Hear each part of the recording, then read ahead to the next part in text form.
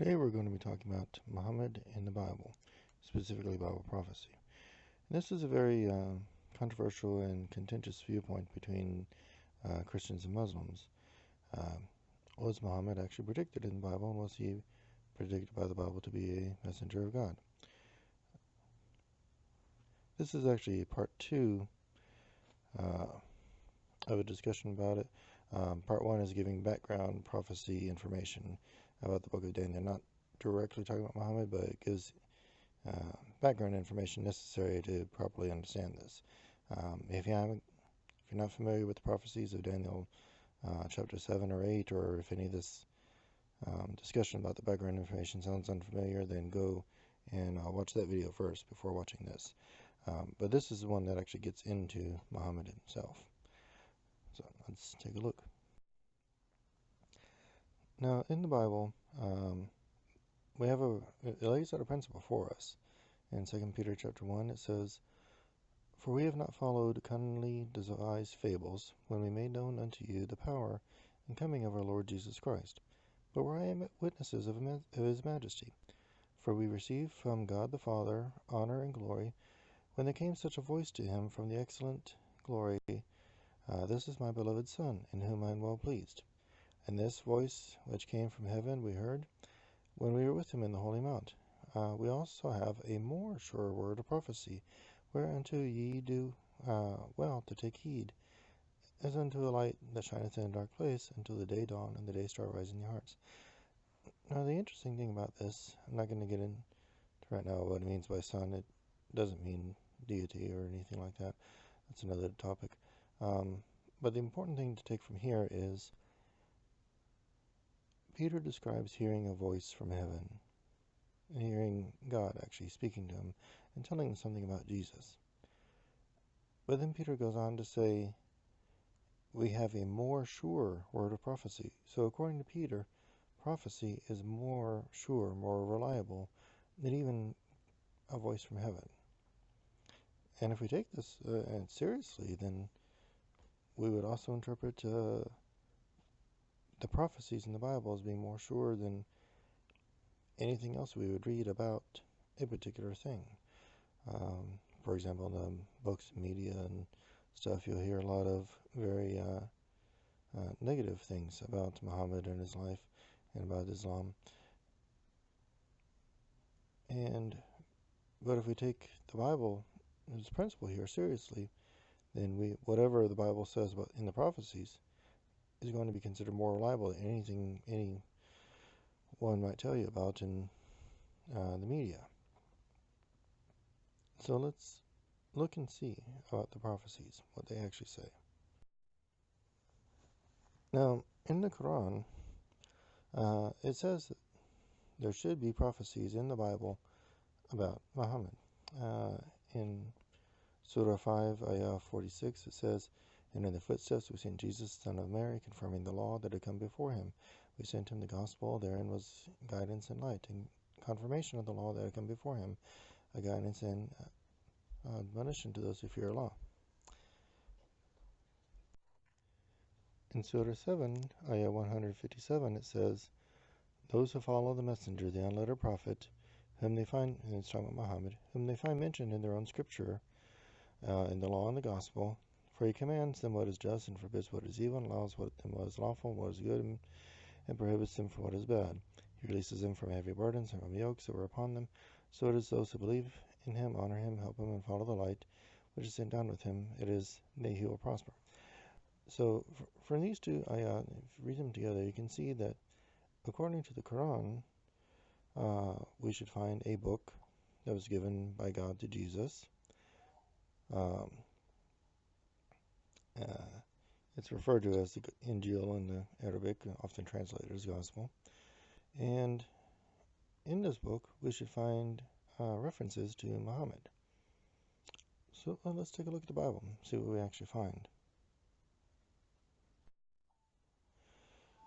In Revelation chapter 1, verse 1, it says, it declares that book, the book of Revelation, to be the revelation of Jesus Christ, which God gave unto him, to show unto his servant things which must shortly come to pass. And he sent and signified it by his angel unto his servant John.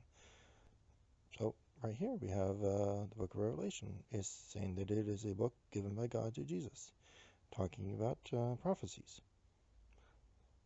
So that's one half of the claim in the Quran, correct? So let's see if the other half. Does it actually talk about Muhammad, and does it talk about him as being a messenger of God?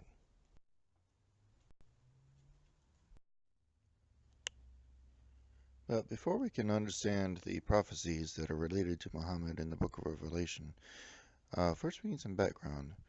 This, looking through the prophecies in Daniel chapter 2 and Daniel chapter 7, will provide the framework, both for explaining where those prophecies fit into the larger frame. You'll see where they, because you have to, when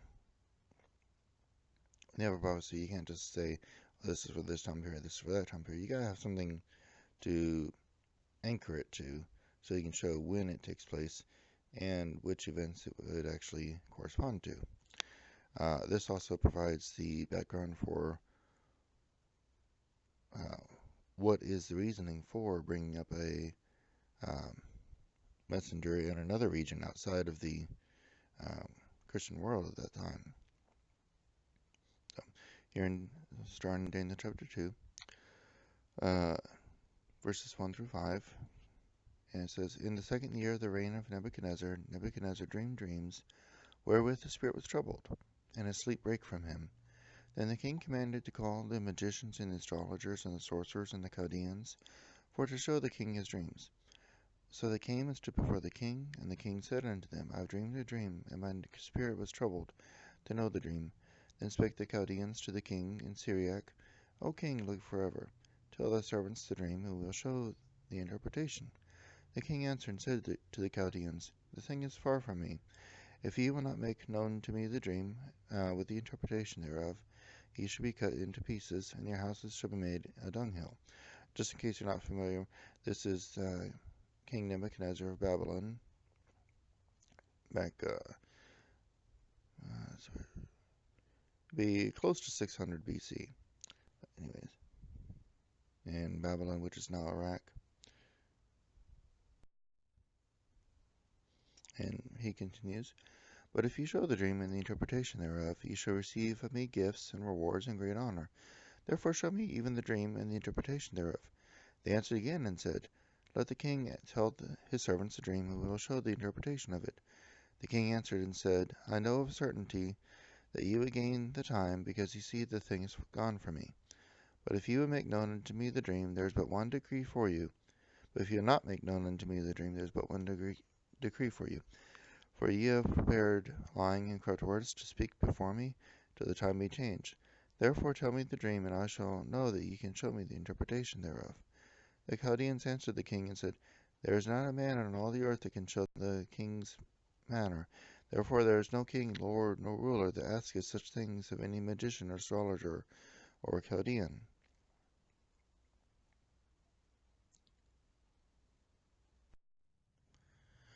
And it is a rare thing that the king requireth, and there is none other that can show it before the king except the gods, whose dwelling is not with flesh. For this cause the king was angry and very furious, and commanded to destroy all the wise men of Babylon.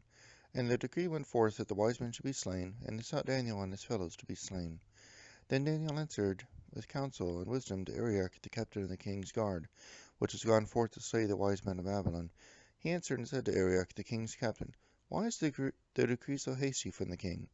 Then Arioch made the thing known to Daniel. Then Daniel went in and desired of the king that he should give him time, that he would show the king the interpretation. Then Daniel went to his house and made the thing known to Hananiah, Mishael, and Azariah, his companions, that they would desire mercies of God, of the God of heaven, concerning this secret, that Daniel and his fellows should not perish with the rest of the wise men of Babylon. And Daniel and his companions were captured from Jerusalem earlier and brought to Babylon as slaves, and were uh, appointed to positions in the kingdom. It's actually it's an usual practice for us today, but it's actually fairly common for the Babylonians.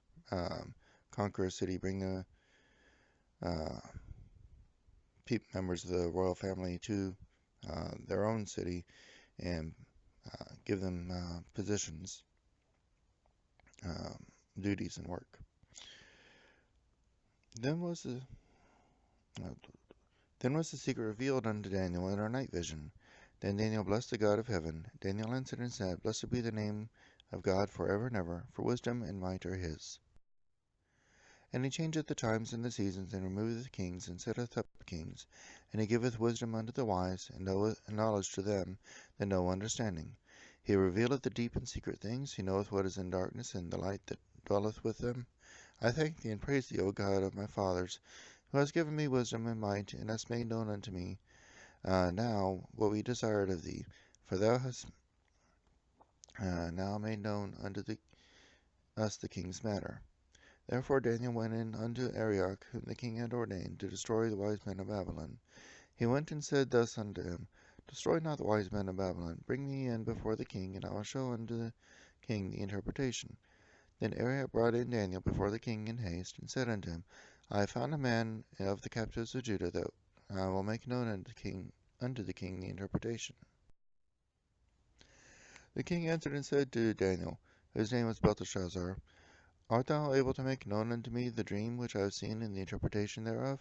Daniel answered in the presence of the king and said, The secret which the king hath demanded cannot the wise men and astrologers, the magicians, soothsayers, show unto the king. But there is a God in heaven that revealeth secrets, and maketh known to the king Nebuchadnezzar, unto the king Nebuchadnezzar, what shall be in the latter days. Thy dream and the vision of thy head upon thy bed are these. As for thee, O king, thy thoughts came into thy mind upon thy bed, what should come to pass hereafter. And he that revealeth secrets maketh known to thee what shall come to pass. But as for me, this secret is not revealed to me for any wisdom that I have more than any living. But for their sakes I shall make known the interpretation to the king, and that thou mightest know the thoughts of thy heart. Thou, O king, sawest, and behold, a great image. The great image whose brightness was excellent stood before thee, and the form thereof was terrible. The image's head was of fine gold, and his breast and arms of silver, his belly and his thighs of brass, his legs of iron, his feet part of iron and part of clay. Thou sawest till a stone was cut out without hands, which smote the image upon his feet that were of iron and clay, and brake them into pieces. Then was the iron, the clay, the brass, the silver, the gold, broken to pieces together, and became like the chaff of the summer threshing floors. And the wind carried them away, and there was no place was found for them. And that the stone that smote the image became a great mountain, and filled the whole earth. This is the dream that we will tell, and we will tell the interpretation thereof before the king. Thou, O king, art the king of kings, for the God of heaven hath given thee a kingdom, power, strength, and glory.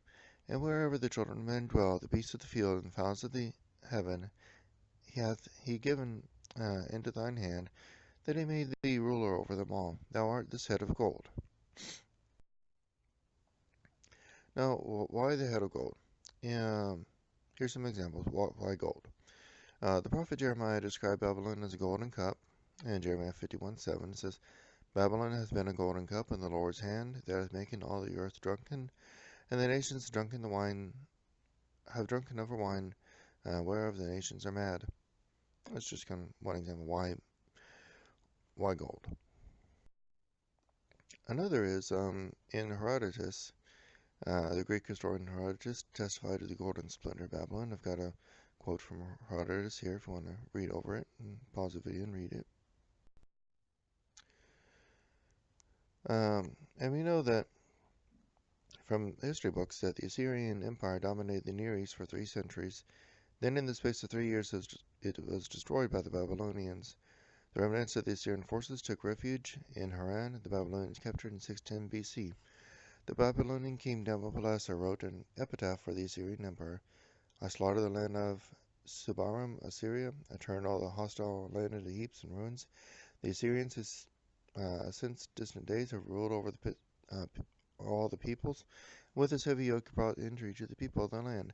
His fleet from Akkad I brought back, his yoke I threw off. The Egyptians tried to reinstate the Assyrian allies.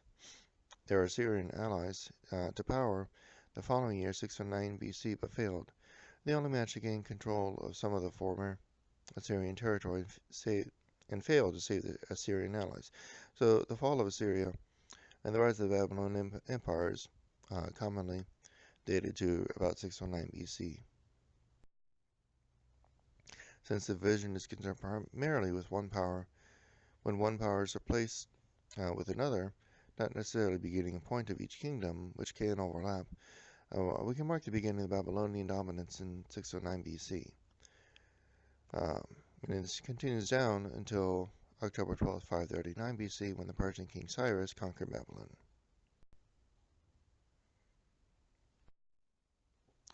Now Daniel continues, "And after thee shall rise another kingdom inferior to thee, and a third kingdom of brass, which shall bear rule over all the earth."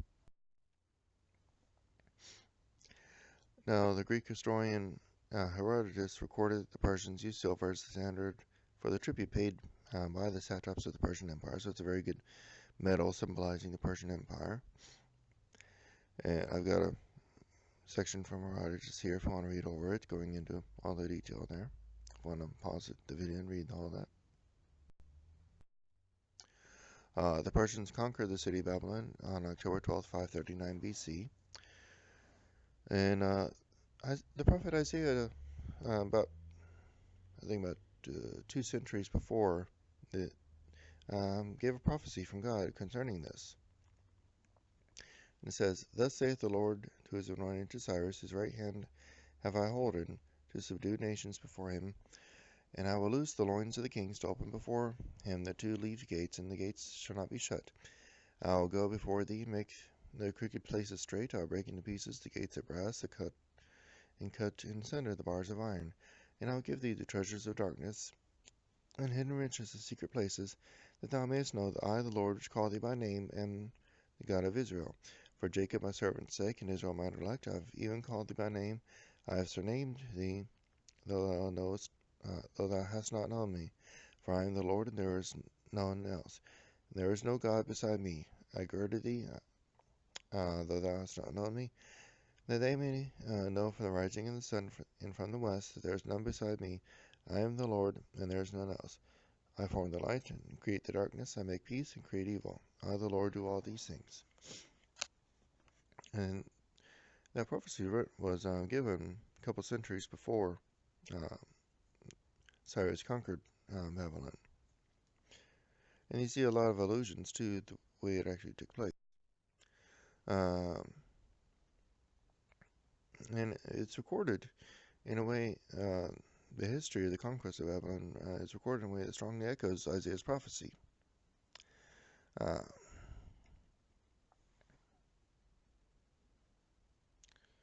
I'll go ahead and read it since it's actually pretty interesting.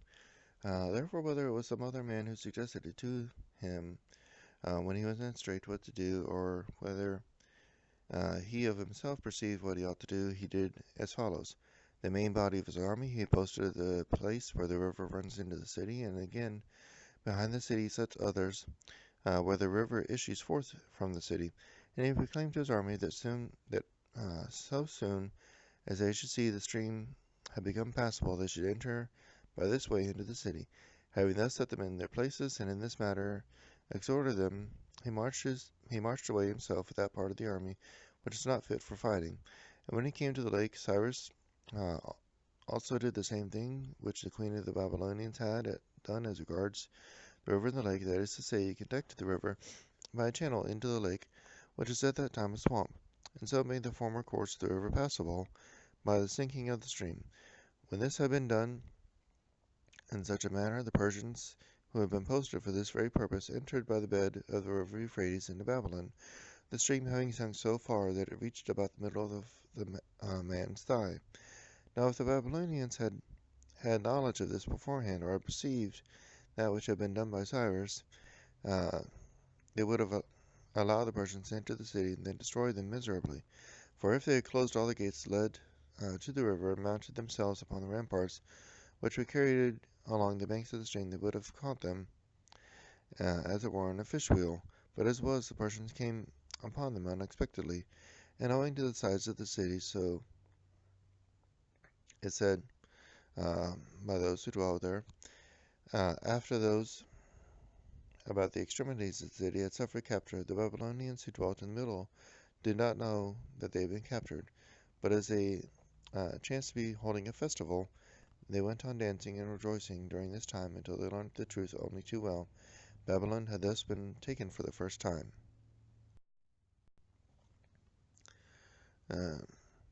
2 centuries after that, the Greeks, under the leadership of Alexander the Great, conquered the Persian Empire and became the dominant power in the Near East and the Mediterranean.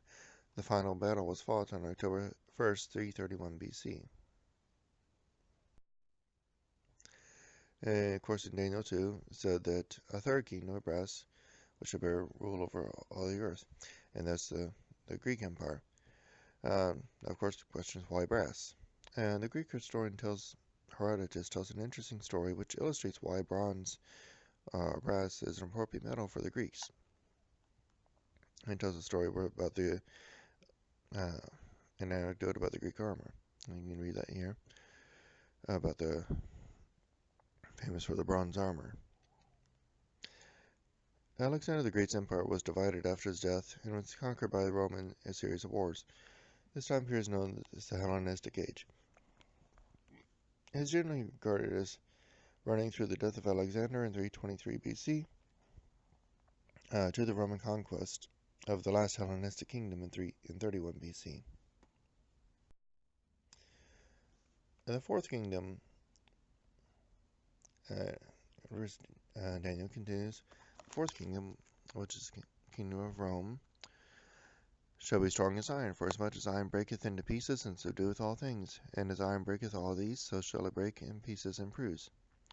The Macedonian king Alexander the Great led the Greeks to conquer the known world, and issued a period of Greek dominance of the Hellenistic Age. And the Hellenistic Age came to an end with the Roman conquest of the last Hellenistic kingdom in 31 BC. The Roman conquest of the Hellenistic Greek world took place over several centuries through a number of wars. This was simply the last one.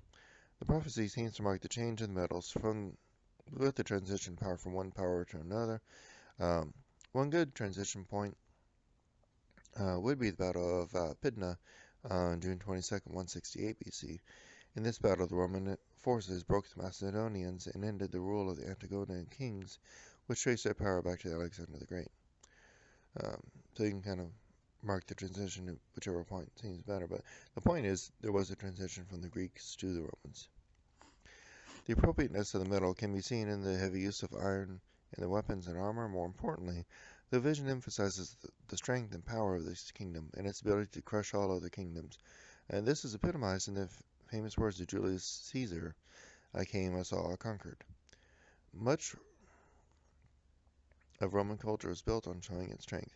This can be seen in its conquest, its brutal suppression of rebellion, and even its favorite entertainments, which included pitting gladiator against gladiator, gladiator against animal and chariot races, which often ended in the death of the competitors. Daniel continues, whereas the saws, the feet of toes, part of potter's clay, part of iron, the kingdom shall be divided, and there shall be in it strength of iron, for as much as thou sawest iron mixed with miry clay. And as the toes of the feet were part of iron, part of clay, so the kingdom shall be partly strong and partly broken. And whereas thou sawest iron mixed with miry clay, they shall mingle themselves with the seed of men, but they shall not cleave one to another, even as the iron is not mixed with clay. You will notice that the interpretation spends a disproportionately large amount of time detailed on this phase compared to the others. This is much longer. This is important because many of the other prophecies in Daniel Revelation spend a great deal of time on this period. Let's look at what it says here. In verse 41, we see a marked difference in this portion of the statue. When transitioning between sections, the interpretation for the previous metals always mentions another kingdom arising. However, we find something different. In verse 41 says that the kingdom shall be divided. The divisions would contain both the strength of iron and the weakness of potter's clay. When we look at the history of the Roman Empire, we see that it was not simply conquered by a new rising superpower like the previous empires. Instead, the empire was divided into two in the After the death of Theodosius I, the Western Roman Empire, centered in Italy, was torn apart by various barbarian tribes that invaded it. Interestingly, some of the tribes initially entered the Roman territory through agreements. The agreements often included military service rendered by the barbarians to Rome. Rome became heavily dependent on mercenary forces. In fact, the last emperor was deposed by barbarian Odoacer, leading a Roman army. And Odoacer's reign was approved by the Roman Senate. So it's not like an outside superpower. It's the kingdom's divided up,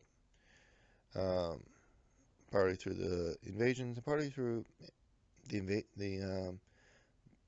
barbarian tribes becoming Romans themselves and splitting the Roman Empire from the inside.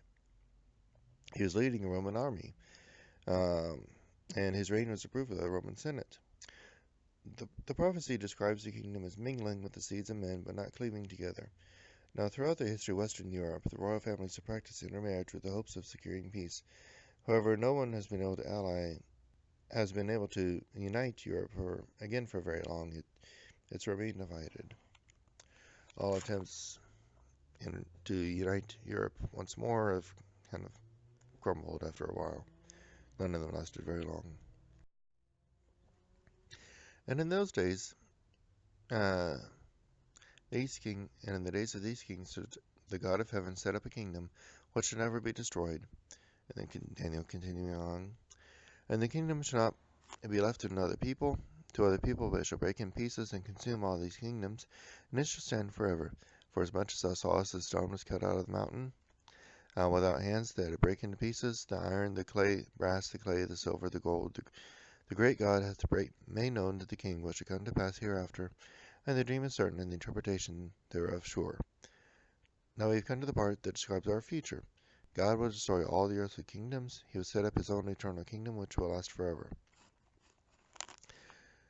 Then the king Nebuchadnezzar fell upon his face and worshipped Daniel, and commanded that they should offer an oblation and sweet odors unto him. And the king answered unto Daniel, and said, Of a truth it is, that your God is a God of gods, and a Lord of kings, and a revealer of secrets, seeing thou couldst reveal this secret. Then the king made Daniel a great man, and gave him many great gifts, and made him ruler over the whole province of Babylon, the chief of the governor over all the wise men of Babylon. Then Daniel requested of the king that he should set Shadrach, Meshach, and Abednego over the affairs of the province of Babylon. And these are their Babylonian names. All four of them had both Hebrew and Babylonian names. But Daniel sat in the gate of the king.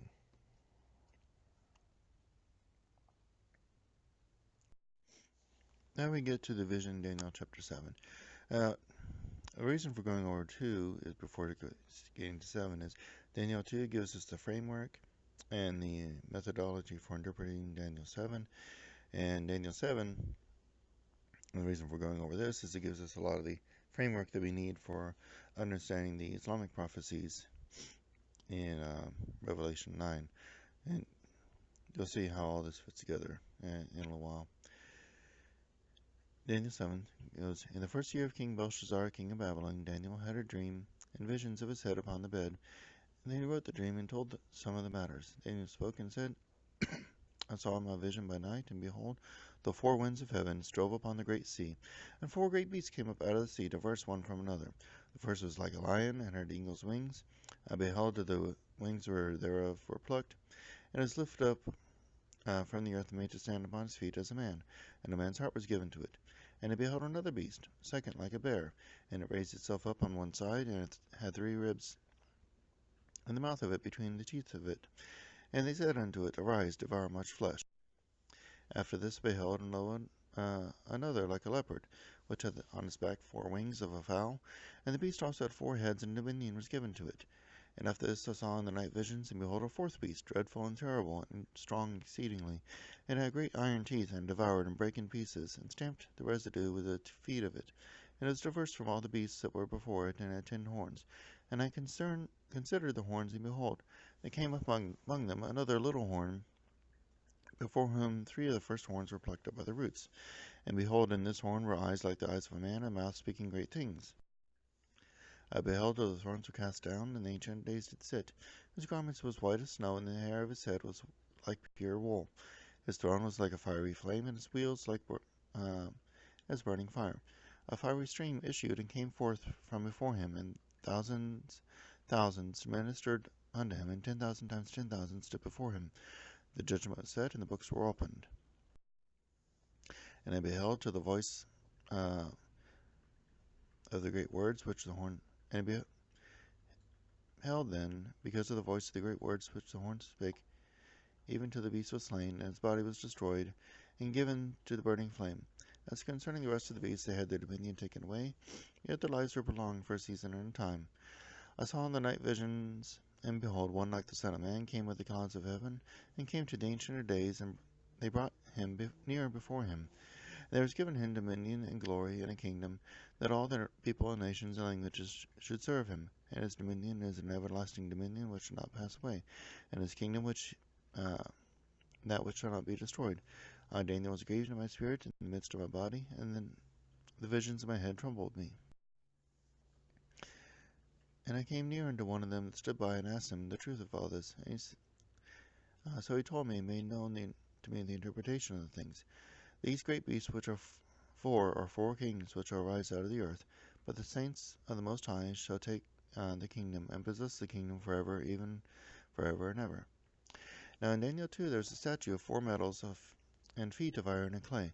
Daniel 2 explained that the 4 metals were 4 empires, starting with Babylon. There should be then there would be a different period symbolized by the iron and clay. In Daniel 7 we see 4 beasts that the angel explains are 4 kingdoms, followed by a period dominated by the little horn. And of course the little horn comes out of the fourth beast. Let's establish that these symbols adequately fit Babylon, Persia, Greece, Rome, and period after Rome. The lion. The first was like a lion and had eagle's wings. I beheld till the wings thereof were plucked. It was lifted up from the earth and made stand upon the feet as a man, and a man's heart was given to it. The winged lion was commonly used in Babylonian art as a good symbol of Babylon, and is a good symbol of Babylon. The rest of the verse seems to hail back to an incident when Nebuchadnezzar in Daniel chapter 4. And it's a very good description of, which is a transcript of Nebuchadnezzar's letter. If you want to read about that, look it up in Daniel chapter 4. It's a fascinating story and very much worth reading. The bear.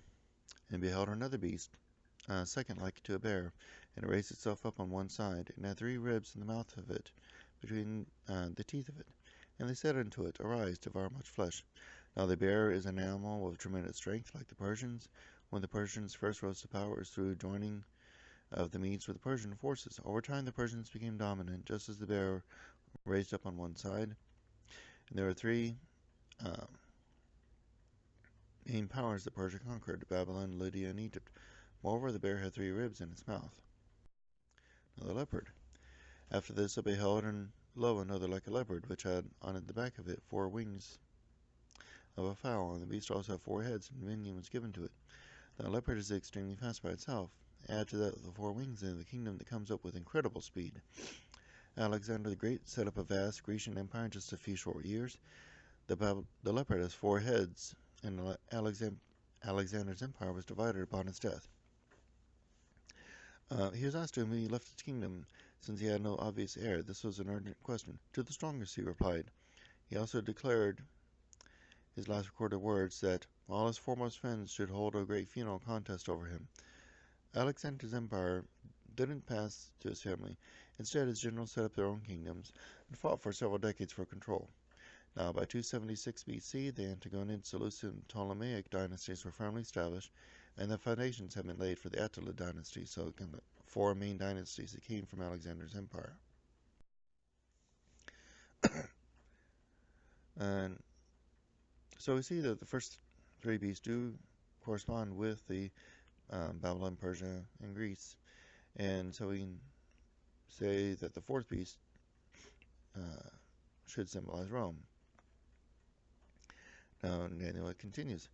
Then I would know the truth of the fourth beast, which is diverse from all the others.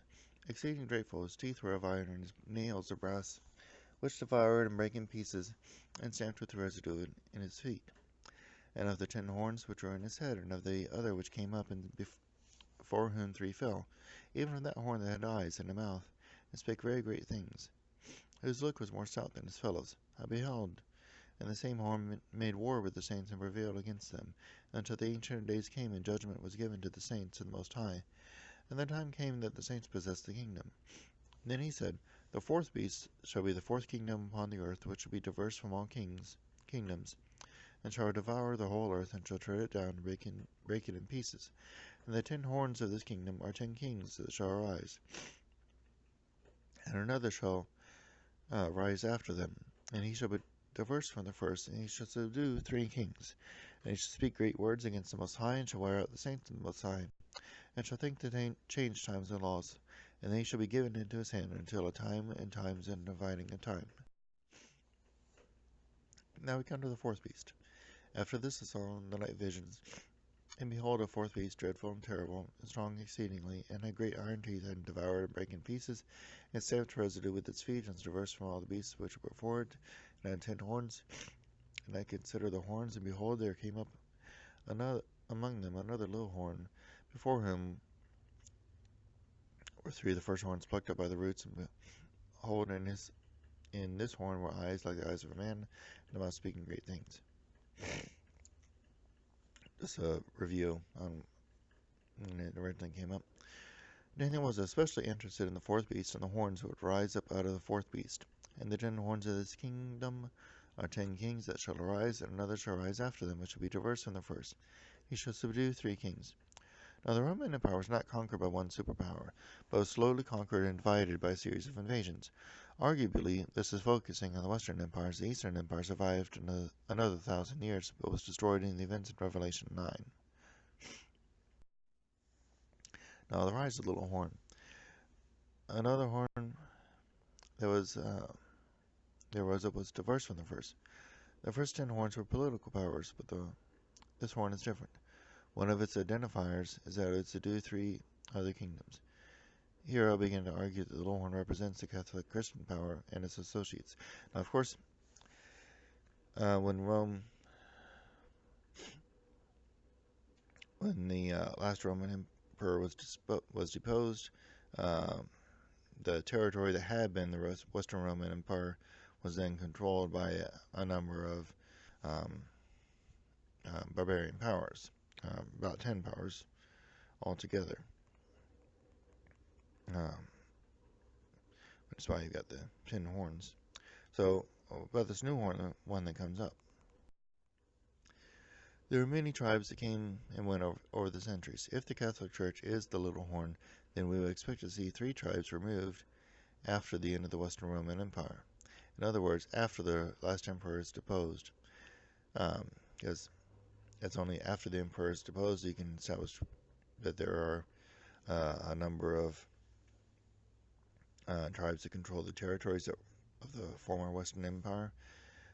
Those are the ones that exist at the beginning of these are the ones that would correspond to the 10 horns, not any ones that came before or ones that came after. And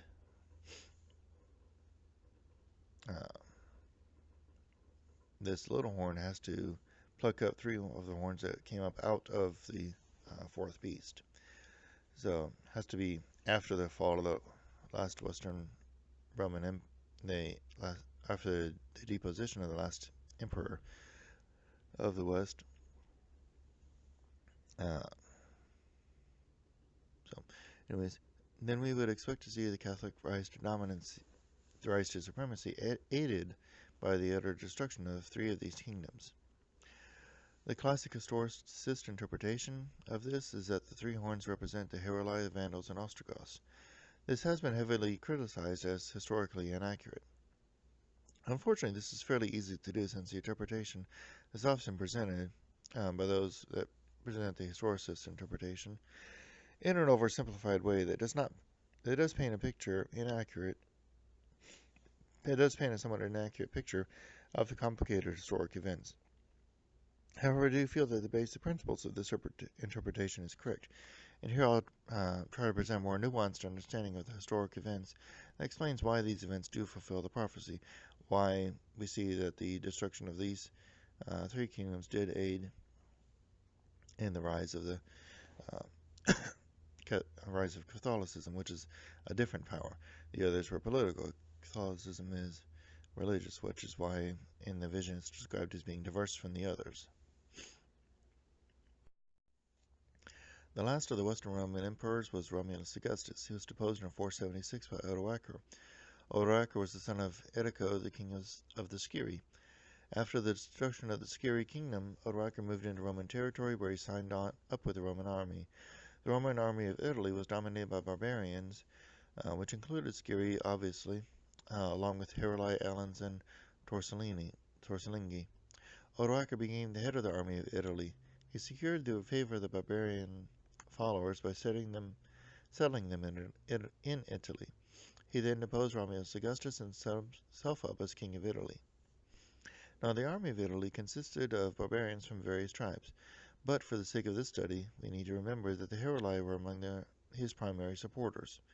World Encyclopedia describes Odoacer this way: chief of the Germanic Heruli, people and conqueror of the Western Roman Empire. The Heruli were Roman mercenaries until 476, when they declared Odoacer king of Italy. And this is the way the encyclopedia describes it, because the Heruli were among his main supporters. Odoacer was generally tolerant of religion and did not interfere with the Catholic Church's affairs. However, he was an Arian, someone who believes that God brought Jesus into existence and denies the Trinity, as were his Heruli supporters. The Catholic Church was Trinitarian. However tolerant he may have been towards the Catholic Church, an Arian king was a hindrance to Catholic or Trinitarian domination over Europe. This is evidenced by the Catholic Church's statement that the mystery of the Trinity is the central doctrine of the Catholic faith. Upon it are based all of the teachings of the Church. Odoacer betrayed the Eastern Roman Emperor, who sent the Ostrogoth leader Theodoric to remove him. Theodoric killed Odoacer in 493 and settled his fellow Ostrogoths in Italy. The Heruli kingdom, the main supporters of Odoacer, received its death blow in 508. Edward Gibbon describes it this way: the assassination of a royal guest was executed in the presence and by the command of the king's daughter, who had been provoked by some words of insult, and disappointed by his diminutive stature. And a tribute, the price of blood, was imposed on the Lombards by his brother, the king of the Heruli. Adversity revived a sense of moderation, and justice and insolence of conquest was chastised by the signal defeat and irreparable dispersion of the Heruli, who were seated in the southern province of Poland.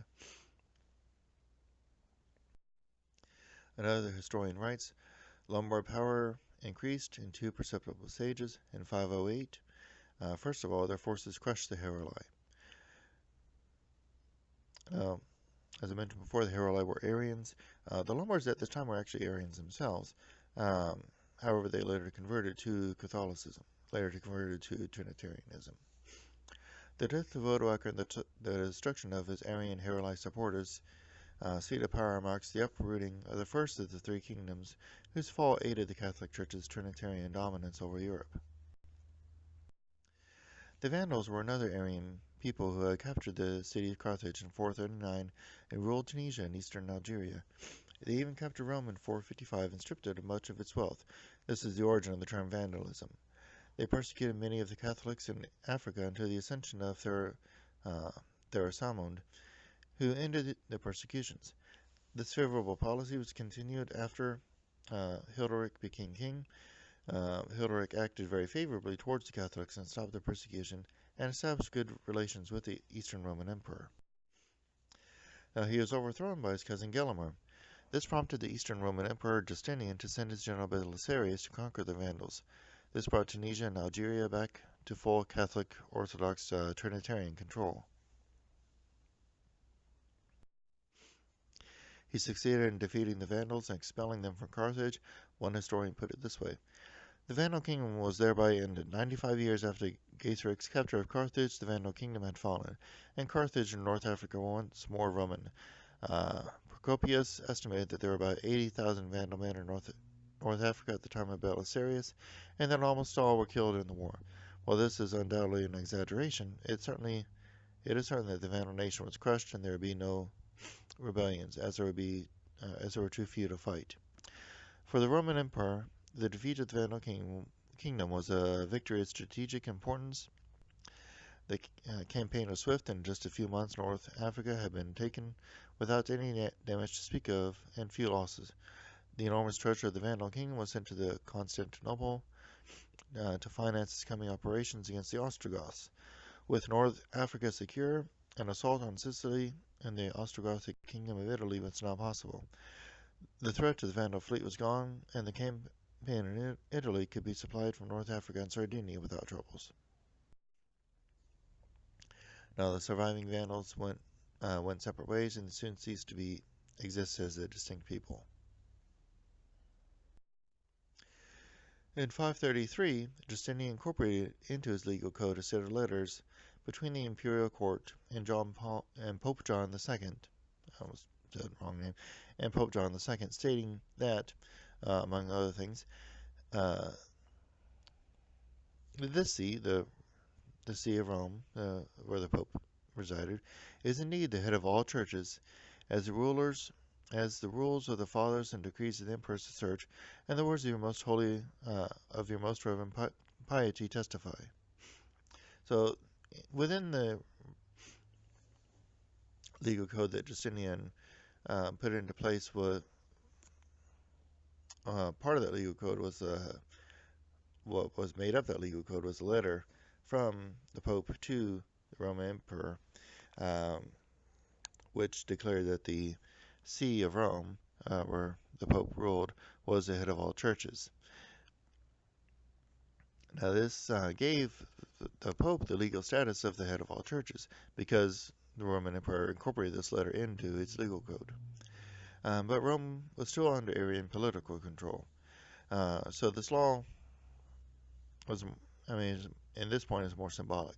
It would gain its full effect 5 years later. Belisarius began his campaign against the Ostrogoths in 535.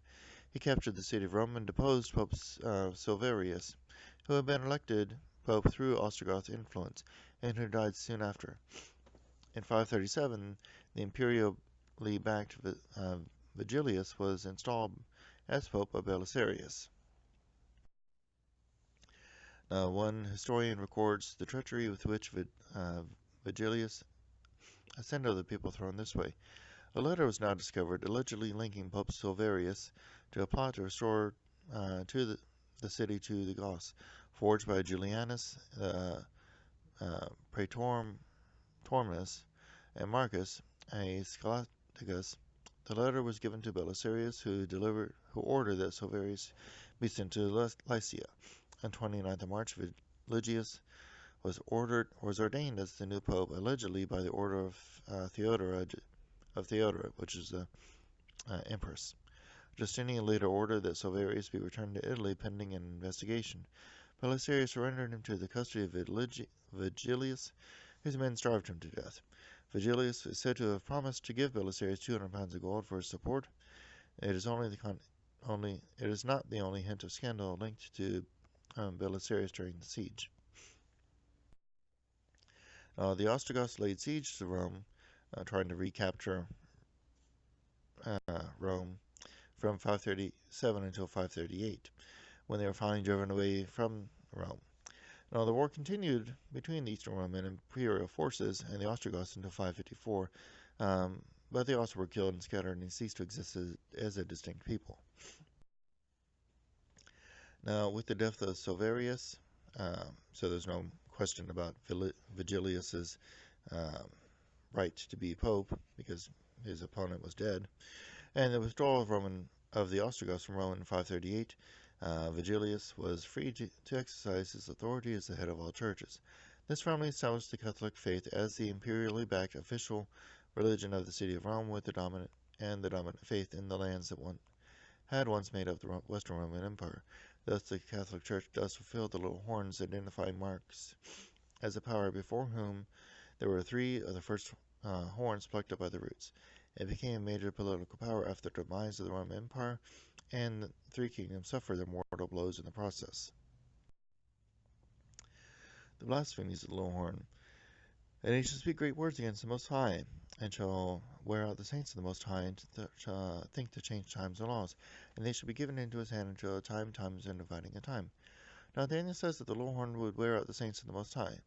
Thus we can conclude there would be a persecuting power. Here's what the Catholic Church has said on that subject in its own words. The Catholic Church loudly proclaims that she has a horror of blood. Nevertheless, when confronted by heresy, she has recourse to force, to corporal punishment, to torture. She creates tribunals like those of the Inquisition, encourages a crusade or religious war. Especially did she act in the 16th century with regard to the Protestants. She lit in Italy, in the Low Countries, and above all Spain, the funeral pyres of the Inquisition. In France and in England, she tortured the heretics, whilst both in France and Germany, she encouraged and actively aided the religious wars. No one will deny that we have here a great scandal to our contemporaries. Indeed, even among our friends and our brothers, we find those who dare not to look at this problem in the face. They ask permission from the Church to ignore or even deny all these acts and institutions in the past which have made orthodoxy compulsory.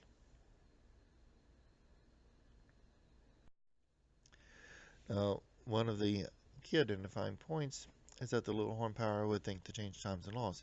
Now, this is what the Catholic Church says about changing the laws of God. This is from the Convert's Catechism of Catholic Doctrine. It's a series of question and answers. And the question is, what is the Sabbath day? Answer, Saturday is the Sabbath day. Question, why do we observe Sunday instead of Saturday? Answer, we observe Sunday instead of Saturday because the Catholic Church, in the Council of Laodicea, transferred the solemnity from Saturday to Sunday. And in plain talk about Protestantism today, Monsieur Louis Seguin wrote, it was the Catholic Church which, by the authority of Jesus Christ, has transferred this rest to Sunday in remembrance of the resurrection of our Lord. Thus, the observance of Sunday by Protestants is an homage they pay, in spite of themselves, to the authority of the Catholic Church. We can see that the Catholic Church has claimed that through its power, it has changed the law of God. The next key identifier is that it will be given into his hand until times, and the dividing of time. Here's one of the key time prophecies in the Bible and an extending on Revelation. Here are the other passages. Now, this times, and dividing time. How else is it referenced? In Revelation 12, verses 1 through 6 and 14, I'm not going to read all the verses, but it goes down in verse 6. And the woman fled into the wilderness, where she hath a place prepared of God, that they should feed her there 1,230 days. And in verse 14 refers to this same time period. And to the woman were given 2 wings of great eagle, that she might fly into the wilderness unto her place, where she is nourished for times, and half a time. So we see there that in the Bible prophecies, that times, and half a time is the same as 1,260 days. Notice that verse 14 is a restatement of verse 6, where the one flees into the wilderness is fed by God. That's why we know that these are equivalent. Let's look at other verses. In Revelation 11, chapter 11, verses 1 through 3. There was given me a reed like unto a rod, and the angel stood, saying, rise and measure the temple of God and the altar, and them that worship therein. But the court that is without the temple leave out, measure it not, for it is given unto the Gentiles. And the holy city shall they tread under foot 42 months. And I'll give a power unto my witnesses, that they shall prophesy 1,230 days, clothed in sackcloth. So we see here, 42 months, 1,260 days, and times, and half a time are all equivalent time periods. They're all the same. Through these passages, we see that the times, and half a time, 42 months, and 1,260 days, are simply different ways of referring to the same time periods. We can see how the time period converts perfectly if you understand we aren't dealing with solar years, but rather prophetic time. 42 30-day months comes to 1,260 days. A time, one prophetic year of 360 days, times 2 years, 720 days, and half a time, 180 days, comes to 1260 days, or 42 months. And 360-day prophetic year comes from the fact of 12 30-day months. 12 exactly 30-day months. This is all symbolic, not talking about the way our solar calendars work. Here's some other passages that talk about events during the same period. Chapter 12, verses 6 to 7. And one said to the men clothed in linen, that was upon the rivers of water, How long shall it be to the end of these wonders? And I heard the man clothed in linen that was upon the rivers of water, when he held up his right hand unto heaven, and sware by him that liveth forever, that it shall be for a time, times and a half. And when he shall have accomplished to scatter the people of the power of the holy people, all these things shall be finished. In Revelation 13, 1 through 9, talking about another prophecy about the same time period. And I stood upon the sands of the sea, and saw a beast rise up out of the sea, and having 7 heads and 10 horns, and upon its horns 10 crowns, and upon its heads the name of blasphemy. And the beast which I saw was like unto a leopard, and its feet were like a bear, and its mouth the mouth of a lion. And the dragon gave him its power, and his seat, and great authority. You recognize those animals? It's alluding to the same animals we saw in Daniel chapter 7. And I saw one of the heads that was wounded unto death, and its deadly wound was healed, and all the world wondered after the beast. And they worshipped the dragon, which gave power unto the beast, and they worshipped the beast, saying, Who is like unto the beast? Who is able to make war with him? Oh, and by the way, if you look back in Revelation chapter 12, it says that that it explicitly states that the dragon is Satan. And there was given unto him a mouth, speaking great things and blasphemies, same things we saw in the little horn, Daniel 7. And power was given unto him to continue 42 months, the same time period. And he opened up his mouth and blasphemy against God, to blaspheme his name and his tabernacle, and them that dwell in heaven. And it was given to him to make war with the saints, same thing the little horn, Daniel 7 does, to overcome them. And power was given over all kindreds and tongues and nations. And all that dwell upon the earth shall worship him. His names are not written in the book of life of the Lamb, slain from the foundation of the world. If any man have an ear to hear, let him hear. This last passage most clearly makes the connection between the beast and the little horn in Daniel 7. It is given power for the same length of time. It opens mouth in blasphemy against God, to blaspheme his name and tabernacle on them that dwell on the earth. It is given to him to make war with the saints and overcome them. His power is given him over all kindreds and tongues and nations. This perfectly parallels what the little horn does in Daniel 7:21. And I beheld, and the same horn made war with the saints, and prevailed against them, in Daniel 7:25. And he shall speak great words against the Most High, and shall wear out the saints against saints of the Most High. This beast also is like a leopard, and its feet of a bear and mouth of a lion. We see here the repetition of the animals of Daniel 7. This simply provides a new aspect of the fourth beast, Rome, in Daniel 7. Rome copied the Greek civilization, which was an extent often used, which to such an extent that we often use the phrase Greco-Roman today. In that way, it's like Greece. Greece also copied things from Persia, which copied things from Babylon. How should we interpret the 1260 days? What does this mean in reality? Protestant theologians historically used the day-year principle in interpreting the apocalyptic time prophecies for centuries, although it's fallen out of favor in many churches today. There are several very good scripturally based reasons for adopting this interpretation. One verse is Ezekiel 4, chapter 4, verses 4 through 6. Lie thou upon thy left side, and lay the iniquity of the house of Israel upon it. According to the number of days thou shalt lie upon it, thou shalt bear their iniquity. For I have laid upon thee the years of their iniquity, according to the number of the days, 390 days. And thou shalt bear the iniquity of the house of Israel. And when thou hast accomplished them, lie again on thy right side, and thou shalt bear the iniquity of the house of Judah 40 days. I have accomplished thee each day for a year. In this passage, the prophet Ezekiel himself acts as a symbol. He lies on one side one day for each of the literal years that he symbolizes. Jesus used the day for year principle when predicting the 3 years remaining in his ministry until his triumphal entry into Jerusalem and his final week there. Luke 13. The same day there came certain of the Pharisees, saying unto him, Get thee out, and depart hence, for Herod will kill thee. And he said unto them, Go ye and tell that fox, Behold, I cast out devils, and I do cures today and tomorrow, and the third day I shall be perfected. Nevertheless, I must walk today and tomorrow and the following day, just as said today and tomorrow and the third day. For it cannot be that a prophet perish out of Jerusalem. O Jerusalem, Jerusalem, which killest the prophets and stonest those that were sent unto thee, how often would I have gathered thy children together as a hen doth gather her brood on her wings, and ye would not. Behold, your house shall be left desolate, and verily I say unto you, ye shall not see me until the time come when ye shall say, Blessed is he that cometh in the name of the Lord. The book of Revelation begins with special messages to the seven churches, which are often understood to symbolize different periods that Jesus' followers will go through. One of these messages contains a brief time prophecy, Revelation chapter 2, verse 10. Fear none of those things which thou shalt suffer. Behold, the devil shall cast some of you into prison, that ye may be tried, and ye shall have tribulation 10 days. Be thou faithful unto death, and I will give thee eternal life. Christians suffered a number of persecutions under pagan Rome. The most severe was the systematic persecution begun under the Emperor Diocletian in 303. The persecution ended in 313 with the Edict of Milan issued by the Emperor Constantine I, who later converted to Christianity. Thus the worst, most widespread, and systematic persecution of Christians by Rome lasted for 10 years. This matches the 10 days of persecution that Jesus warned the church about. From clues such as these, scholars have taken this principle and tried applying it to the time prophecies, and it's consistently worked, whenever applied to a highly symbolic time prophecies.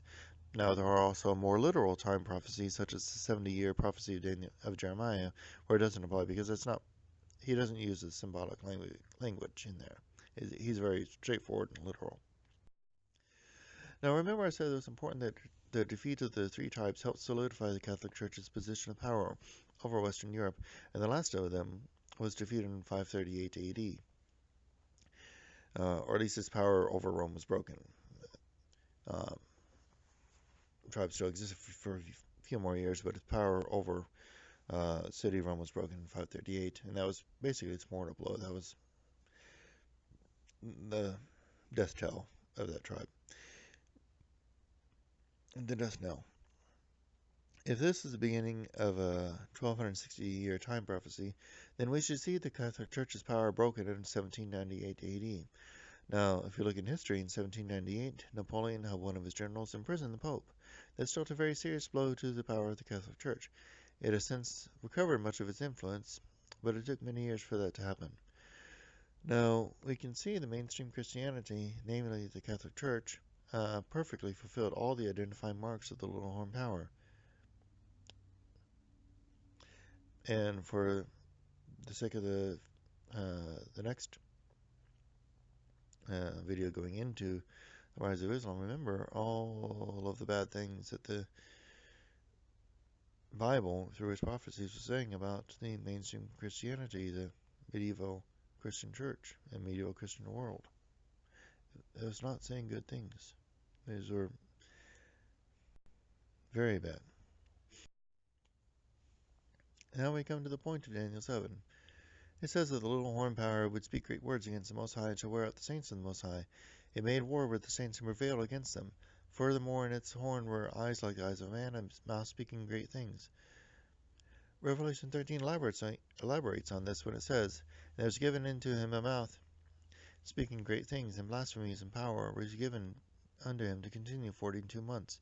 And he opened his mouth in blasphemy against God, to blaspheme his name and his tabernacle, and them that dwell in heaven. And it was given unto him to make war with the saints, and to overcome them. And power was given him over all kindreds and tongues and nations.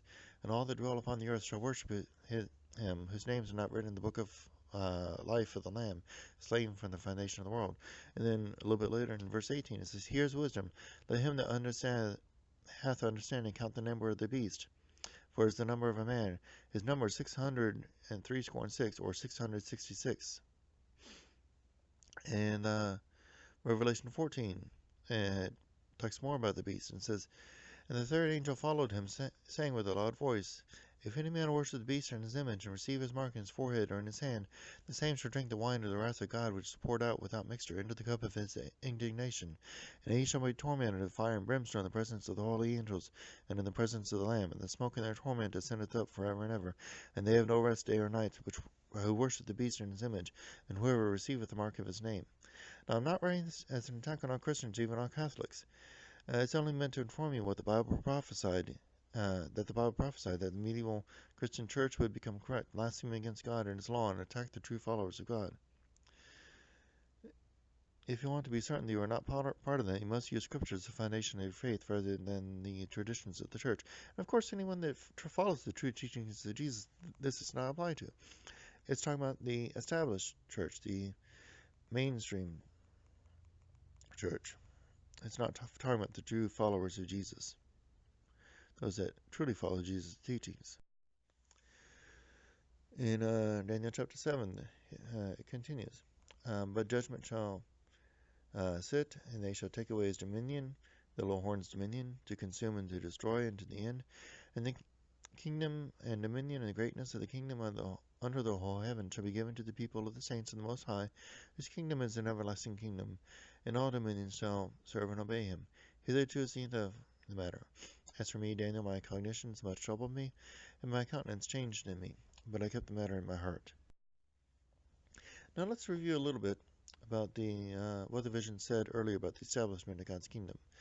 I'm going to go Daniel chapter 7, verses 9 through 14, and verse 18 and 22. And I beheld till the thrones were cast down, and the ancient days did sit, whose garment was white as snow, and the hair of his head was like pure wool, and his throne was like a fiery flame, and his wheels as burning fire. A fiery stream issued and came forth from before him. Thousands ministered unto him, and 10,000 times 10,000 stood before him. The judgment was set, and the books were opened. I beheld then, because of the voice of the great words which the horn spoke, I beheld even till the beast was slain, and his body destroyed, and given to the burning flame. As concerning the rest of the beasts, they had their dominion taken away, yet their lives were prolonged for a season. I saw in the night visions, and behold, one like the Son of Man came with the clouds of heaven, and came to the Ancient Days, and they brought him near before him, and there was given to him dominion and glory and a kingdom, that all nations and people and nations and languages should serve him. His dominion is an everlasting dominion, which shall not pass away, and his kingdom that which shall not be destroyed. But the saints of the Most High should, and in 18 it says, but the saints of the Most High shall take the kingdom and possess the kingdom forever and even forever and ever. And in verse 22 it says, until the ancient days came and judgment was given to the saints of the Most High, and the time came that the saints possessed the kingdom. Now, verse 9 through 14 give a very interesting sequence of events. Verses 9 through 10, the throne in the ancient days set up, books open, and judgment commences. Verses 11 through 12, the beast is slain, dominion taken away from the other beasts. Verses 13 through 14, the Son of Man comes to the ancient days in clouds of heaven. The Son of Man is given dominion and an everlasting kingdom. Now, there's two very important key things most people fail to notice here. First, the judgment begins before the beasts have their dominions taken away. There is a judgment before the end of the earthly kingdoms. I will cover that elsewhere in discussing another video, discussing Daniel chapter 8 and 9. But it does indicate a judgment before the end of the earthly kingdoms of some sort. Or at least the beginning of a judgment before that. Second, the Son of Man is not the Ancient of Days. The Son of Man is how Jesus referenced himself constantly. And he's not the Ancient of Days. The Son of Man is a separate, lesser power who receives power from the Ancient of Days. Now, my material on the Trinity goes into this topic in depth. But that's the end of the background information necessary for understanding the prophecies in Revelation that lead into the Muhammad being a messenger of God and the rise of Islam.